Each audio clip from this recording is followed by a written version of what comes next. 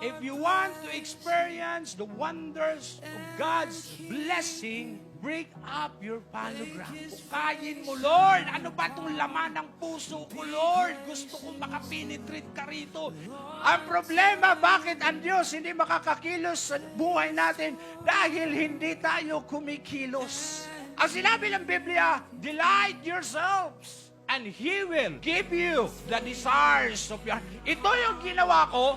Ang gagawin ng Panginoon, I will give you the desires of your heart. Ang gusto ng Panginoon, whatever it takes, kunin mo yung pangako ko sa'yo. Lahat tayo binigyan ng pagkakataon ng Panginoon. Ang gusto ng Panginoon, lumago tayo. Break up the fallow ground.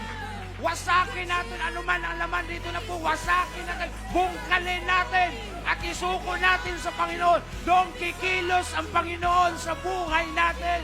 Hindi makakakilos ang Panginoon kung yung sisigla natin puno na ng tuksik sa mundong ito, mga kapatid. Pag wala yan, doon dadaloy ang blessing ng Panginoon. Doon ka pupunuin ng Panginoon. And we can say, mga kasabihin mo, glory to Jesus. Why? Naka-experience ka talaga ng glory ni Jesus.